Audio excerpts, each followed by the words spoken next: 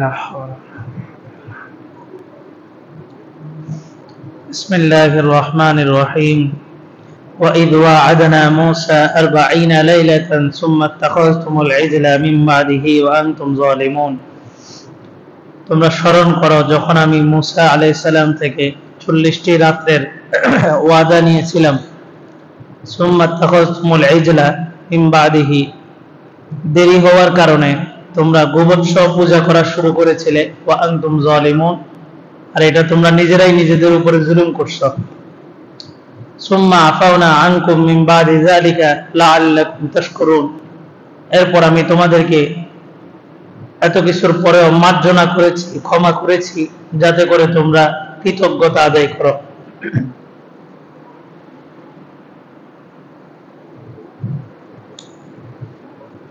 وَإِذْ آتَيْنَا مُوسَى الْكِتَابَ وَالْفُرْقَانَ لَعَلَّكُمْ تَهْتَدُونَ, এবং স্মরণ করো যখন আমি মুসা আলাইহিস সালামকে একটা কিতাব এবং ফুরকান দিয়েছি। লাআল্লাকুম তাহতাদুন, যাতে তোমরা ওই কিতাবের দিক নির্দেশনা মেনে হেদায়েত প্রাপ্ত হও। وَإِذْ قَالَ مُوسَى لِقَوْمِهِ يَا قَوْمِ إِنَّكُمْ ظَلَمْتُمْ أَنفُسَكُمْ بِاتِّخَاذِكُمُ الْعِجْلَ فَتُوبُوا إِلَى بَارِئِكُمْ فَاقْتُلُوا أَنفُسَكُمْ ذَلِكُمْ خَيْرٌ لَكُمْ عِندَ بَارِئِكُمْ فَتَابَ عَلَيْكُمْ إِنَّهُ هُوَ التَّوَّابُ الرَّحِيمُ। স্মরণ করুন যখন মুসা আলাইহিস সালাম তার কওমকে বলেছে, হে কওম, নিশ্চয়ই তোমরা নিজেদের উপরে জুলুম করেছ গোবৎস পূজা করার মাধ্যমে। সুতরাং তোমরা আল্লাহর দরবারে তওবা করো, নিজেরা নিজেদেরকে হত্যা করো, এটাই তোমাদের জন্য আল্লাহ তাআলার নিকটে উত্তম তওবা। ফাতাবা আলাইকুম, তিনি তোমাদের তওবা কবুল করবেন। ইন্নাহু হুয়াত তাওয়াবুর রহিম, নিশ্চয়ই তিনি তওবা কবুলকারী এবং দয়ালু। وَإِذْ قُلْتُمْ يَا مُوسَى لَن نُّؤْمِنَ لَكَ حَتَّى نَرَى اللَّهَ جَهْرَةً فَأَخَذَتْكُمُ الصَّاعِقَةُ وَأَنْتُمْ تَنظُرُونَ। স্মরণ করুন যখন তোমরা বলেছিলে, হে মুসা, আমরা ততক্ষণ পর্যন্ত ঈমান আনব না যতক্ষণ পর্যন্ত আল্লাহ তাআলাকে সরাসরি না দেখব। সুতরাং তোমাদেরকে একটি বিজলি গ্রাস করে নিল। ওয়া আনতুম তানজুরুন, এটাও তোমরা চাক্ষুষ দেখেছিলে। ঘটনা ছিল, মুসা আলাইহিস সালাম, আল্লাহ তাআলা প্রথম বলছিলেন 30 দিন তুমি তুর পাহাড়ে আসো, 30 দিনের জন্য, এই 30 দিন তুমি রোজা রাখবা। তো মুসা আলাইহিস সালাম যাওয়ার সময় তার কওম বনি ইসরাইলকে বলছিলেন, তোমরা এখানে থাকো, আমি 30 দিনের মধ্যে আল্লাহ তাআলার কাছ থেকে একটা কিতাব নিয়ে আবার তোমাদের কাছে ফিরে আসতেছি। বনি ইসরাইল যেহেতু ফেরাউনের সেখান থেকে চলে আসছে, মিশর থেকে, এখন তাদের কোনো থাকার জায়গা নেই। একটা ময়দানের মধ্যে তারা থাকতো, বিশাল মাঠের মধ্যে, 70,000। আর রোদের তাপ থেকে বাঁচার জন্য একটা মেঘখণ্ড 24 ঘন্টা এদের, যতক্ষণ সূর্য থাকতো ততক্ষণ তাদের উপরে ছায়া দিয়ে রাখতো। সকাল সন্ধ্যা জান্নাত থেকে খাবার আসতো, যে খাবারটার নাম মান্না সালওয়া। মান্না এক প্রকার পাখি, আর সালওয়া এটা বরফের মতো পনির জাতীয়। তাদেরকে বলা হইল, আমাদের যেমন শুক্রবার ছুটির দিন, তাদের ছুটির দিন ছিল শনিবার। তাদেরকে আল্লাহ তাআলা বললেন যে তোমরা সপ্তাহের প্রতিদিনের খাবার প্রতিদিন আসবে, শুধুমাত্র শনিবারে আসবে না, তোমরা শুক্রবারে শনিবারে খানাটা রেখে দিবা পর্যাপ্ত। পাখি আসতো সকাল বিকাল, কিছু পাখি, এগুলা ওই বনি ইসরাইল ধরতো। ধরার সাথে সাথে পাখিগুলা যেভাবে খাইতে যেত, যদি ভুনা হয়ে যেত, যেভাবে খাইতে যেত, পাখিগুলো ওই প্রসেসিং এ তাদের সামনে চলে আসতো। এটা আল্লাহ তাআলার একটা কুদরত ছিল। তো মুসা আলাইহিস সালাম তার কওমকে বলছেন 30 দিনের মধ্যে আসবেন, কিন্তু সেখানে যখন গেছেন 29 দিন রোজা রাখছেন। 30তম দিন সর্বশেষ, আজকে শেষ রোজা, আজকে আল্লাহ তাআলার সাথে কথা বলবে। আমাদের এরকম হয়, রমজান রোজা দিছে আল্লাহ তাআলা মাফ চাওয়ার জন্য, দেখা গেছে শেষ দিন আমরা এত পরিমাণ ইফতারের আইটেম করি, শেষ রোজা আবার 1 বছর পরে, তো ওই শেষ দিনের যে রোজার একটা বরকত ওটা থাকে না, মার্কেটিং এ শেষ। তো মুসা আলাইহিস সালাম আল্লাহর সাথে কথা বলবেন, এজন্য উনি মেসওয়াক করছিলেন। রোজা রাখলে রোজাদারের একটা পেট খালি হওয়ার কারণে মুখে থেকে একটা দুর্গন্ধ আসে। আল্লাহ রাসূল বলেন, তোমাদের কাছে যদি একটা মিশকে আম্বরের বোতল থাকে, আতরের ডিব্বা, এটা তুমি যখনই চাও এই সীসাটা খুইলা আতরের সুগন্ধি নিতে পারো। আর রোজাদার হচ্ছে আল্লাহ তাআলার হাতের মধ্যে মেশকে আম্বরের একটা সীসা, আল্লাহ যখন মন চায় তখন সেখান থেকে একটা সুঘ্রাণ নেয়। রোজাদারের মুখের যে স্মেলটা আসে এটা আল্লাহ তাআলার কাছে মেশকে আম্বরের চাইতেও বেশি পছন্দনীয়। এই কারণে আল্লাহ বলছেন রোজার বিনিময় আর কিছুই না, রোজার বিনিময় আমি আল্লাহ নিজেই। তো মুসা আলাইহিস সালাম যেহেতু মেসওয়াক করছেন, আল্লাহ এটা পছন্দ করেন। আল্লাহ বললেন যে তুমি আরো 10 দিন এখানে থাকো, আরো 10 দিন রোজা রাখো, 40 পূরণ করো, তারপর তোমাকে আমি কিতাব দিব। তো কওমকে বলে আসছিলেন 30 দিন, কিন্তু এখানে আসার পরে হয়ে গেছে কতদিন? 40 দিন। আর ওইদিকে সামিরি ওই গোবৎসের মধ্যে যে ঘোড়ার নাম ছিল হায়াত, ফাইন্না লাহু ফিল হায়াতি আন তাকুলা লা মিসাস। মুসা আলাইহিস সালাম সামিরিকে শাস্তি দিয়েছিলেন, তুমি যতদিন বেঁচে থাকবা বলবা যে এই ঘোড়ার মধ্যে কোনো প্রাণ সঞ্চারকারী কোনো কিছু নাই, সবকিছু কর্নেওয়ালা জাত একমাত্র আল্লাহ, লা মিসাস লা মিসাস এই শব্দটা বলতে থাকবা। ওই ঘোড়ার সংস্পর্শে যেটাই লাগছে সেটার মধ্যে প্রাণ চলে আসছে, এই কারণে ঘোড়াটার নাম দিছে হায়াত। ঘোড়াটার গায়ের সুগন্ধি যার নাকে গেছে সে সুস্থ হয়ে গেছে, মৃত মানুষ জীবিত হয়ে গেছে। আর মৌত এমন একটা প্রাণী যার দুর্গন্ধ যার নাকে লাগছে সে সাথে সাথে মৃত্যুবরণ করছে। ফেরাউনের মৃত্যুর আগ মুহূর্তে সে ঈমান আনছে, হাত্তা আদরাকাহুল গরক ক্বালা আমানতু আন্নাহু লা ইলাহা ইল্লাল্লাহ। যখন তাকে ডুবানোর সময় হয়েছে, মৃত্যুর ফেরেশতারা চলে আসছে, মৃত্যুর গড়গড়া শুরু হয়ে গেছে, তখন ফেরাউনও ঈমান আনছিল, কিন্তু ঈমানটা কাজে দেয় নাই। কেন? বলে যে ফেরেশতাদের দুইটা টিম আছে, যে দুইটা টিম কখনো একসাথে হয় না। একটা হচ্ছে মরণের টিম, মৌতের ফেরেশতা যখন আসে, আর একটা হচ্ছে দুই কাঁধের ফেরেশতা, কিরামান কাতিবিন। কিরামান আমরা মনে করি ডান পাশেরটার নাম কিরামান, বাম পাশেরটার নাম কাতিবিন, এমন না। আমাদের এই দুই কাঁধে অসংখ্য ফেরেশতা আছেন। কিরামান কাতিবিন মানে হচ্ছে সম্মানিত লেখকগণ, জেনারেল লেখেন। তো মৌতের ফেরেশতাকে যখন তারা দেখে, খাতা বন্ধ করে চলে যায়, শেষ, আপনারা তওবা কবুল হবে না। এই তওবার দরজা অতটুকু, মরণের ফেরেশতা দেখা পর্যন্ত, মরণের আলামত দেখা পর্যন্ত। এরপরে আপনি যতই ঈমান আনেন ওই ঈমান আর কবুল হবে না। কারণ কি? মৌতের ফেরেশতা যখন আসে, আমাদের দুই কাদের কিরামান কাতিবিন, এই ফেরেশতারা খাতা বন্ধ করে চলে যায়, শেষ, আপনার তওবার দরজা বন্ধ। তো ফেরাউনকে যখন ডুবাই দিছিল, তখন ওই মরণের ফেরেশতা দেখছে ফেরাউনের দুই কাদের যে ফেরেশতাগুলো ছিল এরা খাতা বন্ধ করে চলে গেছে। কারণ এই দুইটা টিম কখনো একসাথে হবে না। মৌতের ফেরেশতাও আসছে, আপনি মৌতের ফেরেশতাকে দেখে বললেন যে লা ইলাহা ইল্লাল্লাহ মুহাম্মাদুর রাসূলুল্লাহ, এটা তো পরীক্ষা না। পরীক্ষা তো হলো মৌতের ফেরেশতা দেখার আগেই আপনার ঈমান আনতে হবে। তো এই দুইটা জিনিস, হায়াত, এই ঘোড়ার শরীরের সুগন্ধি যেখানে যেখানে লাগছে সেখানে প্রাণ সঞ্চার হয়ে গেছে, আর মরণের ওই প্রাণীর দুর্গন্ধ যার কাছে লাগছে সে সাথে সাথে মৃত্যুবরণ করছে। তো মুসা আলাইহিস সালাম ওখানে 30 দিনের জায়গায় 40 দিন লাগাইলো। আর এখানে সামিরি শেষের 10 দিনে শয়তান সামিরির মাধ্যমে পুরো একটা জাতিকে গুমরা করে দিছে। মাত্র 10 থেকে 12,000 বনি ইসরাইল ছাড়া বাকি সবাই গুমরা হয়ে গেছে। সামিরি সবাইকে বলল, দেখো মুসা 30 দিন পার হয়ে গেছে, তারপরেও আসতেছে না। মুসা কোন আল্লাহরে খুঁজতে গেছে? আল্লাহ তো এখানে, নাউজুবিল্লাহ। ওই গোবৎসের মধ্যে যখন বালুগুলা দিছে, গোবৎসের সাথে সাথে চিৎকার করা শুরু করছে। তখন বনি ইসরাইলের অধিকাংশ মানুষ এটাকে পূজা করা শুরু করলো। লম্বা ঘটনা বলছি গতকালকে। এদের প্রত্যেকের তওবা ছিল তাদেরকে হত্যা করা, শিরচ্ছেদ করা। তো কিছু মানুষ শিরচ্ছেদ হওয়ার পরে মুসা আলাইহিস সালাম এবং হারুন আলাইহিস সালাম জোরে কান্নাকাটি শুরু করে দিয়েছে আল্লাহর দরবারে। বললেন যে আল্লাহ, এভাবে যদি বনি ইসরাইল শেষ হয়ে যায়, আমরা কাদের জন্য নবী হইলাম? কাদের জন্য আপনি ফেরাউনকে ডুবাইলেন? তারপর আল্লাহ তাআলা বাকিদেরকে বললেন যে তোমরা উদখুলু হাযিহিল ক্বরিয়া, তোমরা এই শহরের মধ্যে প্রবেশ করো, ফাকুলু মিনহা হাইসু শি'তুম রাগাদা, যা ইচ্ছা তা খাও, শর্ত হইল ওয়াদখুলুল বাবা সুজ্জাদা, এই শহরের গেট দিয়ে যখন ঢুকবা এভাবে মাথা নত করে সিজদার মতো করে ঢুকবা। সুজ্জাদা মানে সিজদা নত হওয়া।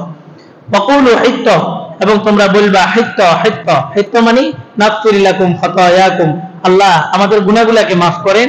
তোমরা হিত্তাতুন বলবা, আমি তোমাদের গুনাহগুলোকে maaf করে দেব।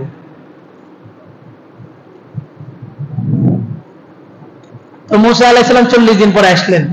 আসার পরে দেখতেছি কি, এরা সবাই একটা গোবৎসকে সামনে রেখে 10 থেকে 12,000 মানুষ হারুন আলাইহিস সালামের সাথে আছে, বাকি সবাই এই গোবর্ষটাকে পূজা করতেছে, সেজদা করতেছে। উনি ওনার যে হাতে তাওরাতের কিতাব ছিল, কাঠের ফলকের মধ্যে লেখা, আল্লাহ তাআলা নিজে লিখছেন, ওই কাঠের ফলকটা ভেঙে ফেলেছেন। আর যাই ধরছেন হারুন আলাইহিস সালামের দাড়ি এবং মাথার চুল। উনি বললেন, ইয়াবনা উম্মা লা তাখুজ বিলিহিয়াতি ওয়ালা বিরাসি, আপনি মানুষের সামনে আমার এভাবে দাড়ি এবং চুল ধরবেন না। ইন্নী খাশিতু আন তাকুলা ফাররাকতা বাইনা বানি ইসরাঈল ওয়া লাম তারকু কওলি, আপনি আমার এবং বনি ইসরাঈলের ভিতরে একটা মীমাংসা করে দেন, একটা সমাধান করে দেন, আমি একদিকে চলে যাই। মুসা আলাইহিস সালাম বললেন, আমি আল্লাহর কাছ থেকে আসছি, আল্লাহ আমাকে 10 দিন বেশি সময় লাগাইছে, আর দেখো এই যে কিতাব দিয়েছে আল্লাহ তাআলা, তাওরাতের কিতাব। তারা বলল, লান নুমিনা লাকা, আমরা এটা বিশ্বাস করি না, হাত্তা নারাল্লাহ জাহরা, আমরা আল্লাহ তাআলাকে দেখব। তো চলো, 72 জনের একটা কাফেলা, যেখান থেকে পরবর্তীতে মুসা আলাইহিস সালাম 2 জনকে বসতে বলছেন স্বেচ্ছায়। 2 জন, ইউশা ইবনে নুন, কালিব ইবনে ইউকান্না, এই 2 জন বসে পড়ছেন। এই 2 জনে রাসূলের নবীর কথা মানার কারণে আল্লাহ তাআলা তাদেরকে পছন্দ করে মুসা আলাইহিস সালামের পরবর্তীতে 2 জনকে নবী বানাইছেন। বাকি 70 জনের একটা টিম নিয়ে মুসা আলাইহিস সালাম তুর পাহাড়ে চলে গেলেন। তারা আল্লাহ তাআলার আওয়াজ শুনলো, ইন্নী আনাল্লাহ, আল্লাহ তাআলা ডাক দিয়েছেন, ইয়া মুসা ইন্নী আনাল্লাহ, হে মুসা আমি তোমার আল্লাহ। চতুর্দিক থেকে আওয়াজ আসছে। তারা বলল যে আওয়াজ শুনলে তো হবে না, আমরা আল্লাহকে সরাসরি দেখবো, আল্লাহ তাআলা তোমাকে কিতাব দিবে। আল্লাহ বলেন যে ফাআখাযাতকুমুস সাইকা, একটা বিজলি চমকাইলো, এক বিজলিতে সমস্ত মানুষ, 70 জন মানুষ মৃত্যুবরণ করলো। সুম্মা বাআসনাকুম মিন বাদি মাউতিকুম লাআল্লাকুম তাশকুরুন, মুসা আলাইহিস সালাম বললেন যে আল্লাহ, এদেরকে যে আপনি হত্যা করছেন, এদেরকে যে মেরে ফেলাইছেন, আমি তো বনি ইসরাঈলে গেলে বনি ইসরাঈল আমার উপরে আমাকে হত্যা করবে, আপনি তাদেরকে মাফ করে দেন। তারা মূলত আপনাকে দেখার একটা আগ্রহ নিয়ে এই কথাটা বলছে। মুসা আলাইহিস সালাম একটু তাদেরকে সুপারিশ করলেন, আল্লাহ তাআলা তাদেরকে আবার জীবিত করলেন। আল্লাহ নিজেই বলেন, সুম্মা বাআসনাকুম মিন বাদি মাউতিকুম, তোমাদের মৃত্যুর পরে তোমাদেরকে আমি আবার পুনরায় জীবিত করেছি, লাআল্লাকুম তাশকুরুন, তোমরা যেন কৃতজ্ঞ জাতি হও, অকৃতজ্ঞ যেন না হও। ওয়াযাল্লালনা আলাইকুমুল গামাম, তোমরা যে ময়দানের মধ্যে ঘুরতা, ওয়াযাল্লালনা আলাইকুমুল গামাম, উপরে একটা মেঘখণ্ড তোমাদেরকে ছায়া দিত। ওয়া আনজালনা আলাইকুমুল মান্না ওয়াস সালওয়া, তোমাদের উপরে মান্না সালওয়া অবতীর্ণ করা হতো। মান্না সালওয়াটা এখনো নাজিল হয়, এটা বিশেষ একটা মজলিস, দীর্ঘদিন আলোচনা হয়েছে এই হিসাবে এখানে বলা, সাধারণ মজলিসে এগুলো বলা যায় না। আমি নিজে দেখছি কাকরাইলের মুরব্বীদের জন্য বিদেশি মেহমানরা এই মান্না সালওয়া, যে কুয়াশার মতো, এটা আনছিলেন, এটা থলে করে ইস্তেমার সময় এক বিদেশি মেহমান এটা আনছেন মিশরের। এটা হাদিসের মধ্যে যেটা আসছে, মান্না সালওয়া প্রাথমিক পর্যায়ে ছিল একটা পাখি আর পনির জাতীয় একটা খাদ্য। এই পাখিটাকে নিত, এই পাখিটা ভাজা ভুনা হয়ে যেত, আর এই পনির জাতীয় যে খন্ড, বরফ খন্ডের মতো ছিল, এটার সাথে মিশায় তারপরে খেত। পরবর্তীতে আল্লাহ তাআলা মান্না সালওয়া একবারে বন্ধ করেন নাই, আস্তে আস্তে আস্তে আস্তে এটাকে পরিবর্তন করছেন। পরিবর্তন করে শীতকালে যেরকম ঘাসের উপরে কুয়াশা পড়ে, এরকম মান্না সালওয়া নাজিল হতো। বাতাসা আছে না, যে ছোট বাচ্চারা খায় যে বাতাসা, এই বাতাসার মতো মান্না সালওয়া ছিল পরবর্তীতে। এখনো নাকি একটা সিজনে, যে কোনো একটা সিজনে, রমজান হোক, রমজানের বাইরে হোক, একটা সিজনে একটা নির্ধারিত অঞ্চলে কিছু কিছু মান্না সালওয়া আসে। এটা অসম্ভব কিছু না, বা এটা কোরআন হাদিস বিরোধীও না। তো ওই বিদেশি মেহমানরা কাকরাইলের মুরব্বীদের জন্য ইস্তেমার সময় আনছিলেন, এটা দেখছি মান্না সালওয়া। তো আল্লাহ তাআলা বলেন যে ওয়া আনজালনা আলাইকুমুল মান্না ওয়াস সালওয়া, আমি তোমাদের উপরে মান্না সালওয়া এই দুইটা খাদ্য তোমাদের জন্য নাজিল করছি। কুলু মিন তাইয়্যিবাতি মা রাযাকনাকুম, কোনো টেনশন তো নাই, আমার রিজিক খাইবা, আমার ইবাদত করবা। ওয়া মা যালামুনা, আমি তোমাদের উপরে জুলুম করি নাই, ওয়ালাকিন কানু আনফুসাহুম ইয়াজলিমুন, তোমরা নিজেরাই নিজেদের উপরে জুলুম করছো। কিভাবে? ওই যে আল্লাহ তাআলা বলছেন তোমরা শুধুমাত্র একদিন খাবার স্টক করবা, সেটা হচ্ছে কিবার? শুক্রবার। যেহেতু শনিবারে আসবে না, তো শুক্রবারে তোমরা শনিবারের খাবারটা কিছুটা স্টক করে রাখো। তারা নিজেদের উপর জুলুম করছে কিভাবে? কিছু কিছু বনি ইসরাইল মাথা মোটা দল, এরা বলে যে আচ্ছা শনিবারে আল্লাহ তো চাইলে দিতে পারে, কিন্তু আল্লাহ শনিবারে দেয় না। কখনো যদি এরকম যে আল্লাহ রবিবারেও দিব না, এবারে এরা শুক্রবারে শনিবারের খাবারও জমা করা শুরু করছে, রবিবারের খাবারও জমা করা শুরু করছে। পরের সপ্তাহে এসে চিন্তা করলো আচ্ছা রবিবার দিল না, কখনো যদি এরকম যে সোমবারও দিল না, তো এরা শনিবার, রবিবার, সোমবার একসাথে এইভাবে খানা স্টক করা শুরু করছে। এটা আল্লাহ তাআলার কাছে খুবই অপছন্দনীয়। এবং বাংলাদেশের বর্তমান প্রেক্ষাপটে ব্যবসায়ীদের, বিশেষ করে কাঁচা ব্যবসায়ী যারা, এই আদা রসুন পেঁয়াজ ব্যবসাগুলা করে, সম্পূর্ণ একদম ইসলাম বিরোধী একটা ব্যবসা এরা করতেছে। ইহতেকার, গুদামজাত করা আল্লাহ রসুল কঠোরভাবে নিষেধ করছেন। কোন পণ্য কেউ গুদামজাত করতে পারবে না। ভিতরে বাজার তো পুরোটা আমার মামাদের নিয়ন্ত্রণে, আমার নানারা ব্যবসা করে, বহুদিন বলছি আমি এটা জায়েজ নেই। এক এক চালানে 3 কোটি 4 কোটি টাকা তাদের লাভ হয়। এক একটা চালানে, শুধু ইন্ডিয়া থেকে মালটা আনবে, বাংলাদেশে এটা চালান দিবে, 3 থেকে 4 কোটি টাকা লাভ করে। গুদামজাত করতে করতে পেঁয়াজের ভিতর থেকে পেঁয়াজ বেরিয়ে যায়, এটা ছাড়ে না, স্টক করে রাখে, দাম বাড়লে তারপরে ছাড়বে, বাজারজাত নিয়ন্ত্রণ করে। এটা সরাসরি ইসলাম বিরোধী। আল্লাহ তাআলা বলেন ইন্নাল্লাহা হুয়াল মুসাঈদ, আল্লাহ তাআলা এই জমিন থেকে ফসল আল্লাহ বের করেন, এই ফসলের দামও আল্লাহ তাআলাই নির্ধারণ করবেন, কোনো মানুষের হাতে এটা নেই। কোন এই সিন্ডিকেটের মাধ্যমে, ব্যবসায়িক সিন্ডিকেটের মাধ্যমেই এই জিনিসগুলার এই দাম বেড়ে যায়, বাজারজাত তারা নিয়ন্ত্রণ করে। এই বনি ইসরাইল তারা এই স্টক করা শুরু করছে। আল্লাহ বললেন যে স্টক করলে আমি খানা দেবো না, খানা বন্ধ করে দেবো। তোমাদের এতটুকু বিশ্বাস আমার উপরে নাই যে আমি রবিবারে খানা দিতে পারুম কি পারুম না, খানা বন্ধ। এরপরে তারা যখন খানা আস্তে আস্তে কমায় দিছে, আল্লাহ তাআলা তো মান্না সাল্লাহ একবারে বন্ধ করেন নাই, অল্প অল্প কমাইছে। এটা বনি ইসরাইলের ইগোতে লাগছে, ওদের প্রেস্টিজ। হ্যাঁ, আল্লাহ মান্না সাল্লাহ কমায় দিছে। তারপরে এরা মুসা আলাইহিস সালামের কাছে আবেদন করলো যে এই আল্লাহ যতদিন খানা দিব, আল্লাহর খানা যদি খাই তা আল্লাহর ইবাদত করা লাগবে। তুমি তোমার আল্লাহকে বলো আল্লাহ যেন মান্না সাল্লাহ বন্ধ করে দে, ওয়াফুমিহা ওয়া আদাসিহা ওয়া বাসালিহা, এই আদা রসুন পেঁয়াজ আমরা এগুলো চাষাবাদ করবো, নিজেদের খানা নিজেরা খাবো, তাহলে আর কারো গোলামি করা লাগবে না। কি মাথা মোটা। তো মুসা আলাইহিস সালাম এবার আল্লাহর কাছে বললেন, আল্লাহ তাআলা বলতেছে, সামনের আয়াতে আসতেছে, ক্বালা আতাস্তাবদিলুনা আল্লাযী হুয়া আদনা বিল্লাযী হুয়া খায়র, তোমরা কি একটা উত্তম জিনিসকে নিম্নমানের জিনিস দ্বারা পরিবর্তন করতে চাইতেছো? তো ঠিক আছে, ইহবিতু মিসরান, যাও ওই যে অমুক জায়গা আছে, ফাইন্না লাকুম মা সাআলতুম, সেখানে তোমরা যা যা চাইবা চাষাবাদ করতে পারবা, যাও এভাবে চাষাবাদ করবা। আল্লাহু আকবার। আল্লাহ তাআলা এই দুইটা কারণে মান্না সাল্লাহ বন্ধ করছেন। একটা হচ্ছে তারা গুদামজাত করতো, স্টক করতো।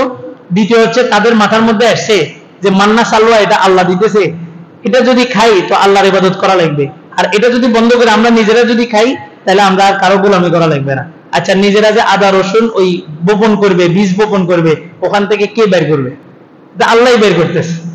ওয়াইদ কুলনা দুখুলু হাযিহিল ক্বরিয়া ফাকুলু মিনহা হাইতু শি'তুম রাগাদা, আল্লাহ তাদেরকে বললেন ঠিক আছে যাও, হত্যা করা লাগবে না, যে কয়জন মানুষ হত্যা হয়েছে তাদেরকে মাফ করে দিলাম, আখিরাতে তাদেরকে জান্নাত দিব।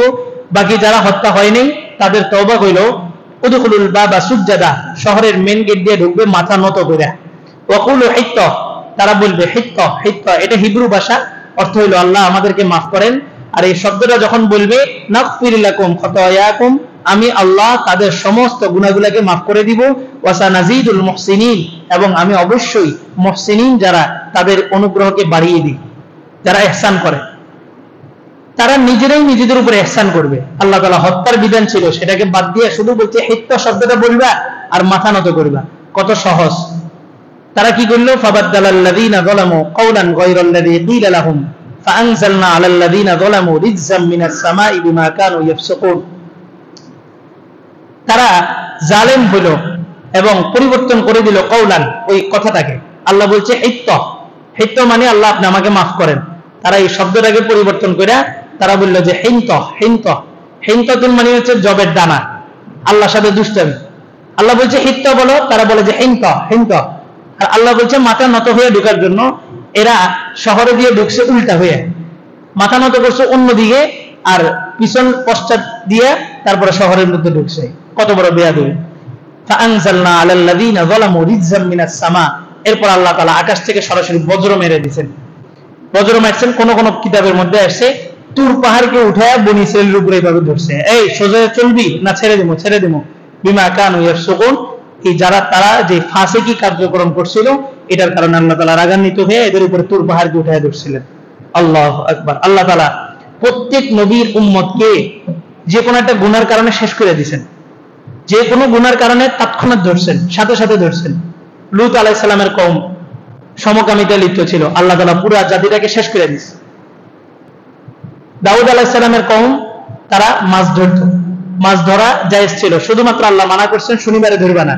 তো তারা শনিবারে ধরে নাই, শনিবারে শুধু জাল দিয়ে রাখছে, রবিবারে ধরছে। এই কারণে আল্লাহ তাআলা পুরো জাতিটাকে বানর বানায় দিয়েছে। মুসা আলাইহিস সালামের কওম যেখানে ভুল করছে আল্লাহ সেখানে তুর পাহাড় উঠায় ধরছে, সেখানে হত্যা করে দিছে। এদের বিধান ছিল কোথাও নাপাকি লাগলে, আমরা তো নাপাকি লাগলে ধুলে পবিত্র হয়ে যায়, তাদের বিধান ছিল যদি শরীরে কোথাও নাপাক লাগে ওইখান থেকে গোশত সহ এটা ফেলাই দিতে হবে। এত কঠিন করছে। আর আমাদের জন্য আল্লাহ তাআলা কত সহজ করে দিছে। মুহাম্মদুর রাসূলুল্লাহ সাল্লাল্লাহু আলাইহি ওয়াসাল্লাম মৃত্যুর সময় জিবরাইল আলাইহিস সালাম আসছে, এসে বলে যে ইয়া রাসূলুল্লাহ, আল্লাহ তাআলা আপনার অপেক্ষায় আছে। তো বলে যে জিবরাইল, আল্লাহকে যা জিজ্ঞেস করো, আল্লাহ বলছেন যতদিন আমি আছি আমার উম্মতকে আল্লাহ তাআলা ধ্বংস করবেন না, আমি চলে যাওয়ার পর আমার এতিম উম্মতের কি হবে। আল্লাহ বলছেন যে আমার বন্ধুকে আসতে বলো, আমার বন্ধু চলে আসার পরে আমি আল্লাহ তাদের সাথে থাকবো। আল্লাহ বলেন ওয়ানাহনু আকরাবু ইলাইহি মিন হাবলিল ওয়ারিদ, এই উম্মতের একদম শাহরগ যেটা, এই শাহরগের চাইতে আল্লাহ তাআলা অনেক কাছে আমাদের। যার কারণে দেখেন লূত আলাইহিস সালামের কওমকে যে কারণে ধ্বংস করছে, আমাদের কওমের মধ্যে কি এটা নাই? আছে। দাউদ আলাইহিস সালামের কওমকে যে কারণে ধ্বংস করছে, আমাদের মানুষ ব্যবসায়ীরা কি অসাধুভাবে ব্যবসা করতেছে না? করতেছে। মূসা আলাইহিস সালামের কওমকে যে কারণে ধ্বংস করছে, আমাদের এই উম্মতের ভিতরে কি গুনাহগুলো হইতেছে না? সব কিছু হইতেছে, কিন্তু আল্লাহ তাআলা ছাড় দিতেছেন। বলে যে আর একটু দেখো, ফেরেশতারা আল্লাহর কাছে বলে আল্লাহ গুনাহ করার সাথে সাথে বলে যে আল্লাহ গুনাহ লিখবো, বলে যে দেখো সে তওবা করে কিনা। 10 মিনিট আবার ফেরেশতা আপিল করে, আল্লাহ লিখবো, কয় যে দেখো না সে তওবা করে কিনা। তওবা করে নাই। ফজরের নামাজের পরে গুনাহ করছে 100টা, একটারও তওবা করে নাই। জোহরের নামাজে আসছে, আল্লাহ বলে যে জোহরের নামাজে যে আসছে ওই ফজর থেকে জোহর পর্যন্ত যতগুলো গুনাহ করছে সবগুলো মাফ করে দাও। এই উম্মতের জন্য আল্লাহ তাআলা এত সুবর্ণ সুযোগ করে দিয়েছে। এজন্য আমাদের শুকরিয়া আদায় করা দরকার। রবিউল আউয়াল মাস, এই মাসে রাসূল আসছেন। যদি রাসূলের জন্মদিবস এই মাসে হয়ে থাকে, এই মাসে বেশি বেশি রাসূলের উপরে দুরূদ পাঠ করব সাল্লাল্লাহু আলাইহি ওয়াসাল্লাম, সবচেয়ে ছোট দুরূদ। আল্লাহ তাআলা আমল করার তৌফিক দান করুন।